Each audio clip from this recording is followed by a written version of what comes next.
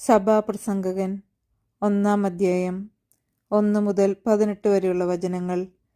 മിഥ്യകളിൽ മിഥ്യ. ജെറുസലേമിൽ രാജാവും ദാവീദിന്റെ പുത്രനുമായ സഭാപ്രസംഗകന്റെ വാക്കുകൾ. പ്രസംഗകൻ പറയുന്നു: മിഥ്യകളിൽ മിഥ്യ, സകലവും മിഥ്യ, മിഥ്യകളിൽ മിഥ്യ. സൂര്യന് താഴെ മനുഷ്യന് അധ്വാനം കൊണ്ട് എന്തു ഫലം? തലമുറകൾ വരുന്നു പോകുന്നു, ഭൂമിയാകട്ടെ എന്നേക്കും നിലനിൽക്കുന്നു. സൂര്യൻ ഉദിക്കുന്നു, അസ്തമിക്കുന്നു, ഉദിച്ചെടുത്ത് തന്നെ വേഗം തിരിച്ചെത്തുന്നു.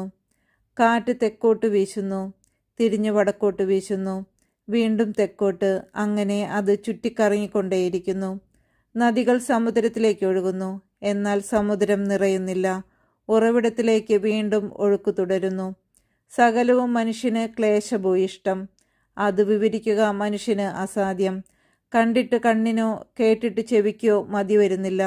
ഉണ്ടായത് തന്നെ വീണ്ടും ഉണ്ടാകുന്നു, ചെയ്തതു തന്നെ വീണ്ടും ചെയ്യുന്നു. സൂര്യന് കീഴെ പുതുതായൊന്നുമില്ല. പുതിയത് എന്ന് പറയാൻ എന്തുണ്ട്? യുഗങ്ങൾക്ക് മുമ്പ് തന്നെ അത് ഉണ്ടായിരുന്നു. കഴിഞ്ഞതൊന്നും ആരും ഓർക്കുന്നില്ല. വരാനിരിക്കുന്നവയെ അവയ്ക്ക് ശേഷം വരാനിരിക്കുന്നവർ ഓർമ്മിക്കുകയില്ല. സഭാപ്രസംഗകനായ ഞാൻ ജെറുസലേമിൽ ഇസ്രായേലിന്റെ രാജാവായിരുന്നു. ആകാശത്തിന് കീഴ് സംഭവിക്കുന്നതെല്ലാം ജ്ഞാനത്തോടെ ആരാഞ്ഞറിയാൻ ഞാൻ പരിശ്രമിച്ചു. വ്യഗ്രതയോടെ ചെയ്യാൻ ദൈവം മനുഷ്യനെ ഏൽപ്പിച്ച ജോലി എത്ര ക്ലേശകരമാണ്! സൂര്യന് കീഴെ നടക്കുന്ന എല്ലാ പ്രവൃത്തികളും ഞാൻ വീക്ഷിച്ചു. എല്ലാം മിഥ്യയും പാഴ്വേലയുമത്രേ. വളഞ്ഞത് നേരെയാക്കാൻ ആർക്കും കഴിയുകയില്ല, ഇല്ലാത്തത് എണ്ണുക അസാധ്യം. ജെറുസലേമിൽ എനിക്ക് മുമ്പുണ്ടായിരുന്ന എല്ലാ രാജാക്കന്മാരെയും കാൾ അധികം ജ്ഞാനം ഞാൻ സമ്പാദിച്ചു. ജ്ഞാനത്തിൻ്റെയും അറിവിൻ്റെയും യഥാർത്ഥ രൂപം അനുഭവിച്ചറിഞ്ഞു എന്ന് ഞാൻ വിചാരിച്ചു.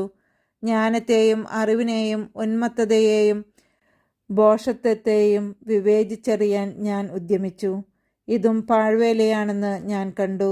കാരണം ജ്ഞാനമേറുമ്പോൾ ദുഃഖവും ഏറുന്നു, അറിവ് വർദ്ധിക്കുമ്പോൾ വ്യസനവും വർദ്ധിക്കുന്നു.